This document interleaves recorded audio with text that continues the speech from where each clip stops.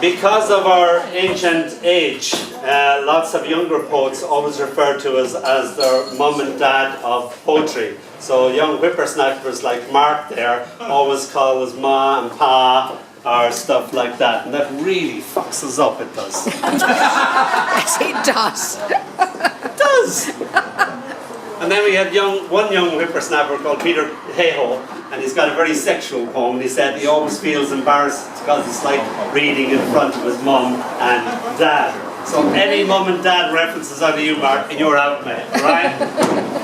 Right, here be the anthology.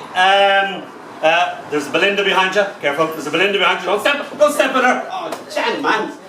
Oh, hello, Belinda. Right, this is a thank you for being you. This is your night tonight. This book is all about, it's all about Jews. Yes, all the peoples who people this. There is peoples at the back, as you can see. We had one terrible misdirection. There is a map at the back of the photos showing you where to go. So if you buy a book, you can just go, table 3, that's Sue Cuckoo. And that'll be an extremely popular table. Just see everybody going all over there. And, you know, my table here will be, just me by myself. Oh, by myself. So sad. Anyway, this is a thank you for being the people who make this, because you come, you read, you sit, you listen, you clap, you applaud. The applaud bit is really nice. Thank you for that, guys. And you do everything like that, and we thought we got to give them something back. So I am a poet who believes that poetry is an experience. It's an oral experience, and for me to do a poem, it has to be an intimate speaking to a room full of strangers. So I speak my poetry, I go up to them, I go up to people like this, and I involve them in the thing and everything, and everything like that. And you know, you might be at a risk at a poetry reading that I do, if I do my sort of stuff. So, but then I thought it's all so ephemeral, and all the voices get written on the air, and then all the voices just fade away. So my voice there that's just come out, the vibrations of my voice went there, and then Sue just walked through them and dismantled all the words, and they just tinkled to the ground like that. So, this is an attempt to... There was a famous song back in '85, well, it might have been so famous. It was a Scottish group called The Lover Speaks, and they had a song called No More I Love Yous, and Annie Lennox did the bland version later on. This is the one I did. Aching over the top operatic teenage angst, and it was great. And the phrase they had in it, no more I love yous, language is leaving me. And I always like that. So when we do gigs like this, the language leaves us and it falters onto the air. It's like cartoon. It tiptoes onto the air, and then it realizes, and it falls down with that. So we thought, yes, language is leaving us, but then we trapped it in this book. And all the language, it's here, in words. So we have put black markings on white paper, and we have trapped it in this device. This device the contraption is called a book, and it is sculpted by you one here. You are all in it. You are the stars of the show. We have no guests tonight because you are the special guests. We have only one person, and that is Terminator Barbie.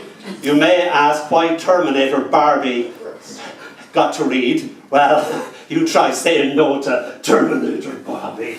And I couldn't.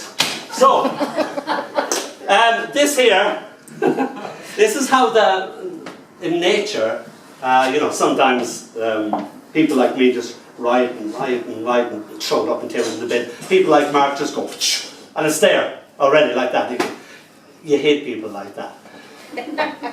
So, what I do is I just let the poems, you know, go in, and they're roost in here. This is the little box, and then you just take them out like that. So, I forgot. What did I do with that little note I had? I don't know. Where did you put it? Oh, here's. Oh. Right, this is a little note to say a big thank you to all you guys for coming.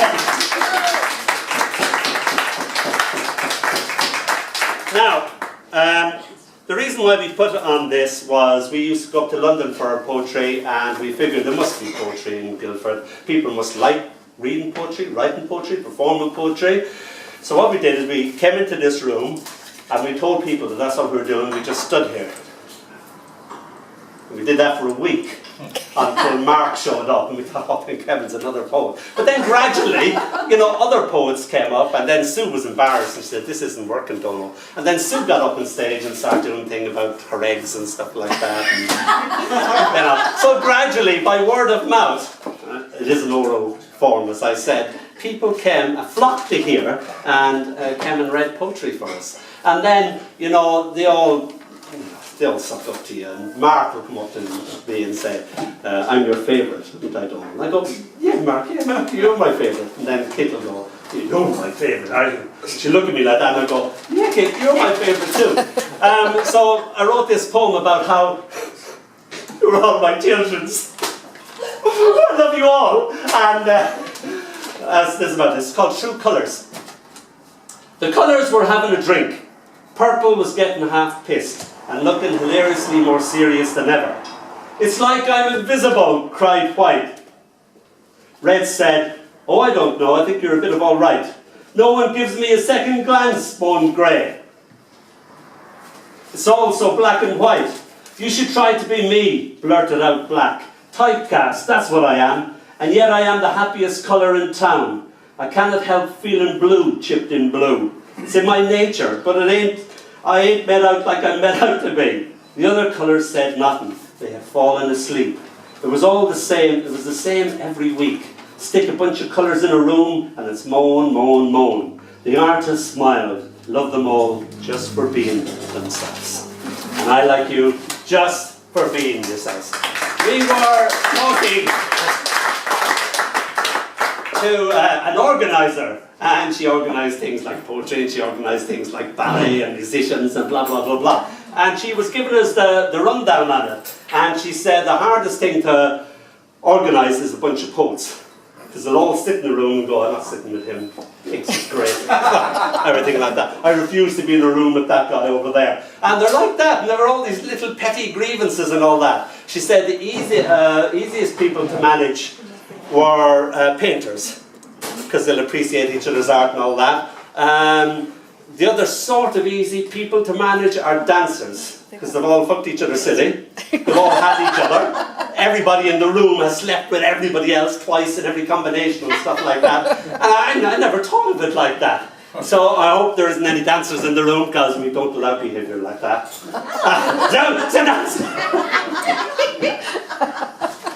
Sue, I am speechless. Never. Speechless. The page looked at me blankly. The words gathered inside my head, but refused to come out. Sorry, mate, we're on strike. But why? I cried. Do I have to spell it out for you? Right, that's all you ever do. You have us up all bloody night. You're just saying right. No, I don't, I lied blatantly. Oh, who was that sentence I saw you with last night? That was no sentence, that was my haiku. And those poor vowels, the howls. Look, mate, we're consonants, but we could take it, but a vowel's a vowel. Now, it's just our luck that we've gone out and got ourselves an Irish poet who is prone to a little internal vowel rhyme. Assonance, I said. Bless you, God, but I don't care what you call it. All we hear all night is, ooh, ee, I, oh, you. And with that, they left, the whole bloody alphabet. Abseiling out of my head, marching down my forearm, the whole bloody platoon now in my patella, now turning at the door. See ya, fella. Call yourself a bloody poet, did you? We're off to Mark Gilfillan's head. Now, there's a poet. Slam. The door was silent. They were gone. I was speechless. Right, I'd like you to give a big hand to Mark Gilfillan.